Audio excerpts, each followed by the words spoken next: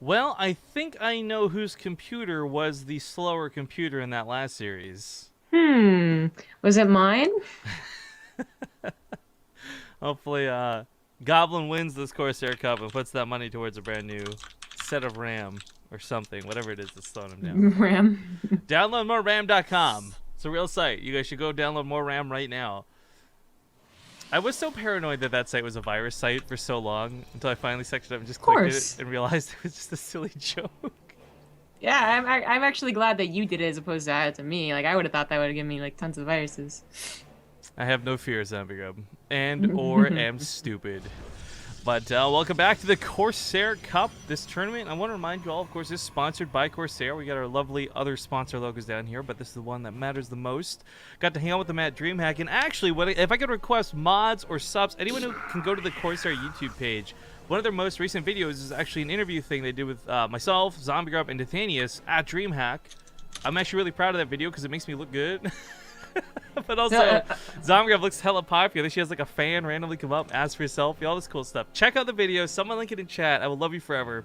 But to kick off this best of three, first best of three in the Corsair Cup today, in the bottom right, we've got, once again, the blue Protoss Goblin. Mm. In the top left, for the most part, it is the red Protoss Liquid MaNa. Interesting wall-off tactics out of MaNa. Yeah. Usually something that we see, let's see here, maybe versus Zerg, to quicken the wall off, as you're pretty much going to get a natural every single time in that matchup. Or maybe you see Terrans do it also versus Zerg. Certainly some cheeses revolving around it. But versus Protoss can be interesting. It's not the first time that we've seen it. However, I believe, actually, I'm not sure who did it before, but all I remember is that it was against Neeb. So I think it was in that Ting of the Hill. And Neeb, it was Huck. No, wait, no, Neeb did this expansion, that's right, and Huck tried to break it basically by all-inning him. And even though it looks like this should be something that's easily broken, it's not. Although MaNa did just add a second gateway, yeah, so it's not even the quick nexus. That's why I have a wall off. It's just like I have a wall off because eventually I am going to get a nexus, and it's going to be even safer. Well, as odd as it looks, it's nothing too dangerous right now. I was expecting Goblin to start double pumping some Adepts or something. I mean, Stalkers, while sometimes alright, Adepts have been preferable in most scenarios just because they can get probe kills. You know, you can have the Mothership Core overcharge, you can have the Stalkers firing, but you'll still kill 3 or 4 probes plus the Scout, where Stalkers don't really have that same opportunity. So, MaNa going for the Adepts is not so surprising. Just a bit curious of Goblin to do Stalkers first. Well, we also have Goblin going for a proxy pylon, which is what I was paying attention to. So that is going to be, I was wondering if it was going to be for a gateway or Stargates. If they have a wall and it's going to be hard to get through, then just go over it with, a flying oracle trying to get popped by the mothership core. But well, it's going to be both. It's both. Oh, okay, then. That makes sense. That's actually going to be pretty important. MaNa gets up here and scouts that there isn't... Like, he knows there's not a Nexus down. He's going to see a couple of Stalkers. There's actually no pylon in position to overcharge and defend this. Oh, that's a mistake. Oh, no. That is a massive mistake. But that being the case, MaNa has already, I feel, gotten enough information on seeing nothing at home. Like, it is certainly confusing and alarming not to see a third pylon, but more importantly, no Nexus. The probe's still patrolling over here in the natural, so he knows that there's something amiss. He just doesn't know necessarily what it is. So I like that he's starting to get Stalkers out himself. The Nexus coming down is going to give him a huge lead if he can just hold on and defend. His Mothership Core is going way out there to try and scout for a proxy in a very common proxy location, to be fair, in the top right. But, of course, while it might scout it, now it's so far away from a pylon that it won't be able to help defend against it. Yeah, and if this was a Phoenix first, it could always recall, so it's not even that dangerous to be scouting, but might need to recall anyways, depending on how these Stalkers intercept it. Probably going to guess an Oracle. I mean, if he takes the fight, though... Ha. I baited you, yeah. I totally saw that coming. The Mothership Core definitely needs to live, though. She'll need to recall and overcharge to keep the mineral line alive. The Stalkers are no way they're going to kill that in time, but the Stalkers and the Adepts are taking control of the pylons. They're going to make sure nothing else gets built over here. Goblin is in a lot of trouble. MaNa's just going to recall everything back at home. Stalker's not blocking the gate, so the Adepts do get through. Nothing to kill out the gold for the time being. Right. Very smart of MaNa to recognize that at this point, especially if you weren't 100% sure what was going on, and he wasn't until a couple of seconds ago, then there's not really like a terribly big reason to transfer those probes and have 2 places to defend as opposed to just 1. But now that he's actually a lot safer, he does transfer a good number of probes to saturate that gold base. I think if he had actually just managed to recall the mothership core and not the stalkers, he would have had such a big lead. Yeah, But yeah. I think I don't think it was on might have purpose. been. Yeah, exactly. It might have been a situation where he's like, oh crap, I actually have to recall everything when I press that recall button. But oh well.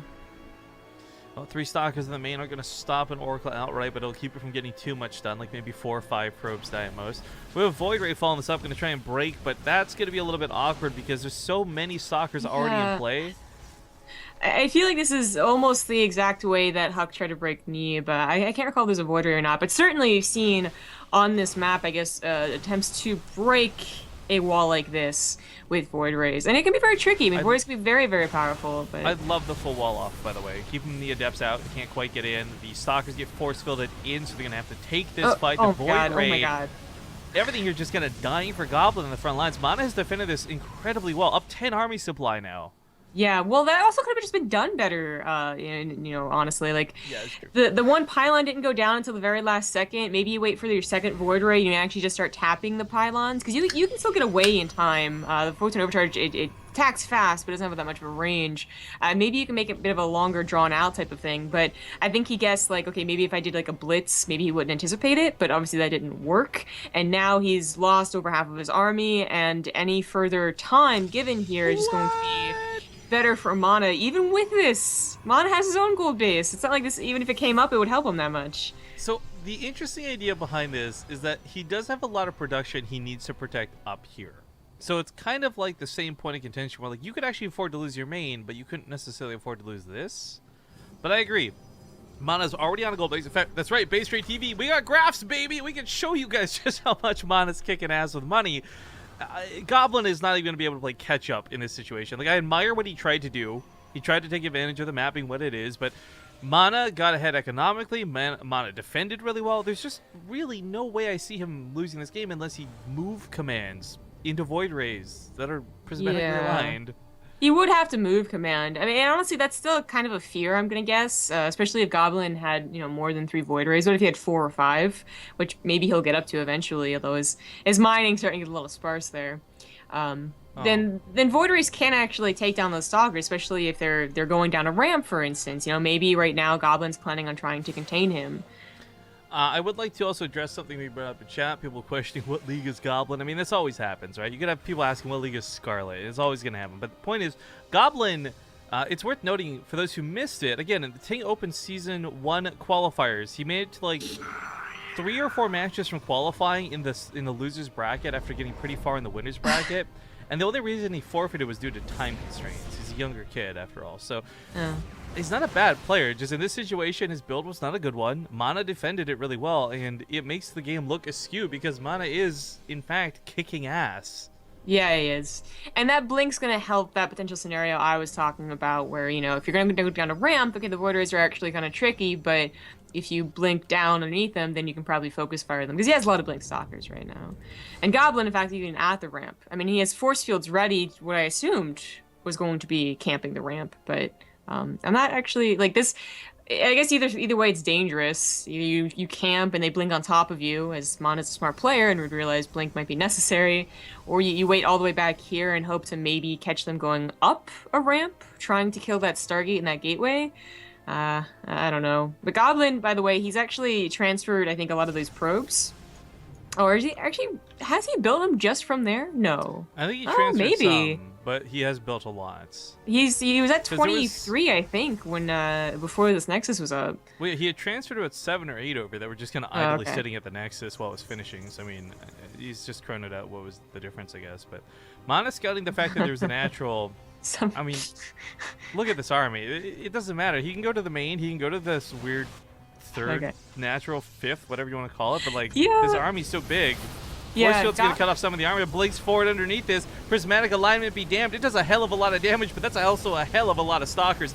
I will note though that Goblin is taking a much better fight than I thought he would be, all thanks to those Force Fields. But with the Void Rays disappearing, that's the army. GG gets called. A bit of a dance too. So, 2 things that happened that was kind of like, oh, why?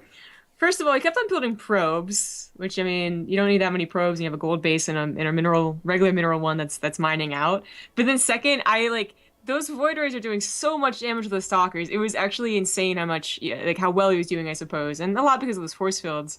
but then one Void Ray was attacking a sentry, and it took forever. I swear to God.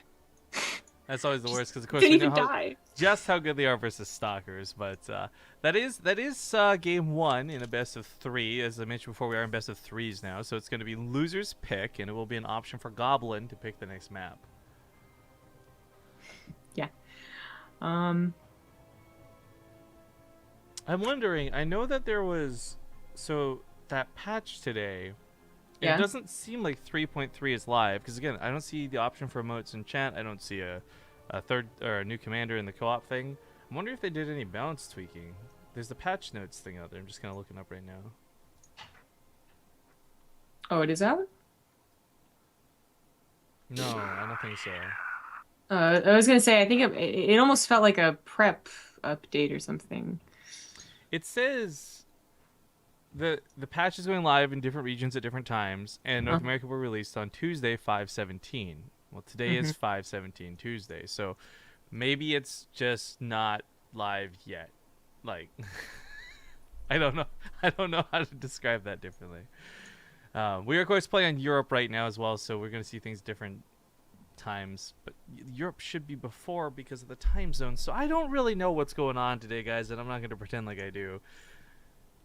But we do know the Dust Tower is going to be the second map. Goblin saying he's not feeling too confident today. Man, Goblin aside for a moment, I really want to, since we are casting a PvP, almost like give away what we're doing with Yord. Oh. Hold it in, buddy. Hold it in? Okay. Deep breaths, guys. Thank you again, everybody's resubbing. I don't know why it's not making sounds anymore, probably because too damn many of you have resubbed. Goblin is Masters League for those who are asking, and we're getting into Dust Towers. We'll see you soon. All right, we're back, and apparently, amidst the sea of resubs, we missed 2 new subs, question mark? Oh, yes, I do. I remember seeing one, but I don't remember another one. Looks like we got Wicked Metal and Shanusun. Those might be resubs as well. I'm not sure. Twitch Alerts is being... I think it has something to do with us dual logging in that starts bugging it out. No, Wicked Metal sounds familiar, but maybe he like stopped subbing and then resub. But Shanusun, I think, is the one that I saw, and I forgot to shout out. Okay. So again, we're getting back on the casting bandwagon, or not bandwagon. I guess it is a bandwagon technically, but getting back on this train of things, guys. It's actually it's reading chat and talking and casting and observing is a lot tougher than I remember. But please understand that if we miss anything today, we love you. We're being terrible because we're rusty. All right. That's the excuse. At any rate, it is game 2 in this best of 3, and in the bottom left side of Dust Towers, we got the blue Protoss. It's going to be none other than Goblin. In the top right has the red Protoss. It's liquid MaNa. It's going to be the green Goblin. Get you, Spider-Man. Also, because goblins, I think, are stereotypically green. That's actually kind of racist. Is it? I mean, you're talking about the color of their skin, Samgro, and in everything else I know, you can't do that. When it comes to fantasy creatures, it doesn't matter. Now you're just being super prejudiced. Fictionist? Yeah, fictionist. So it's worth noting, we did have something strange happen, MaNa stealing a gas. Now, this is important because if Goblin was looking to do any sort of proxy akin to last game, he would need 2 gases to do so. This looks a little bit silly, and it looks a little bit dumb. But, you know, with the natural base being taken, this forces the gas over here. It guarantees MaNa's not going to have to worry about proxies. And frankly, this probe already sees that everything's at home. So really no alarms over here, giving him a bit of freedom to do his own proxy. Yeah, so that's an interesting turn of events, I suppose. But we did say that we weren't going to be surprised if MaNa was doing his own cheese. Because MaNa has been showing cheeses in PvP in general. And it's not that he's always a macro guy. So it's funny. It's almost like let's show you how to really do it, of course. But I think it's also just depending on what he scouted. And Goblin going for this fast Nexus, I mean, it does make the gas steal look a little silly because he just took a gas to the other Nexus. But it's all information that he can get from the gas geyser, from the probe that's still in there because there wasn't a lot of gas because the 7x core was delayed so much. Did you see that in Twitch chat? It shows me somebody just got banned and we didn't. Dude, that's what I was just talking about, right? Whoa! But why was he banned? Yeah, wait, isn't mods can't stop me _69 like one of our subs? Yeah. So that's actually what I was gonna.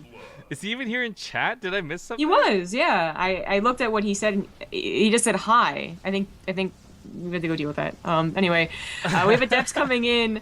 Um, and Okay. they did kill a couple of probes, actually killing more probes in the main base. Just a lack of units from Yeah. Goblin right now. I mean, not only that, but the pylon's not positioned to do overcharges. I mean, I understand your first 3 pylons are going to go where you want them for production, but there really should be one in the mineral line, or at least nearby it that you can crowd around.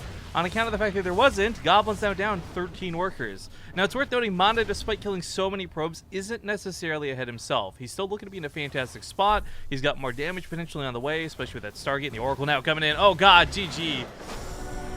Well, I was going to Oh say dear. Goblin was kind of close, but again, no overcharge. That Oracle, things got messy real quick. But looks like Mods Can't Stop Me 69 was a volunteer, so we don't have to worry about drama. Oh, okay. At least that's what he's saying in chat. I guess they were testing things. At any rate, congratulations to MaNa. He'll advance to the brackets. Who does he go on to fight against next? Do we sit here or do we go somewhere else? Let's take a look. He'll fight possibly Zhugliang or Fear. Guru fights what is possibly alive. That could be really sick. Juggernaut Jason gets a shot in top half the bracket. Drogo wins his first game. Quite a few good matches, actually. Just check him out on the brackets, guys. ! Brackets in chat. We'll link you to Challenge. But with those 2 new subs that we had missed earlier, we had 998 subscribers now. So we're already at our monthly goal. 1 cast in. Or 2 casts in, excuse me. Woo! Fantastic. So we'll worry about that as time goes on. But we are going to go to another break while we try and find out what we cast next. We may stick with MaNa. We may shift to another match. Either way, you know that we'll be casting both semifinals. And people are saying that the patch is in fact live on NA, just not Europe for some reason. So I gotta tell you guys, I'm probably gonna be streaming some co-op commanders like a little bit later. I really love co-op mode a lot, and if Abathur's out, that's gonna be a lot of fun to play with. So anyways, we'll go to ads and we'll see you guys in 2 minutes. Thank you for watching. BRB.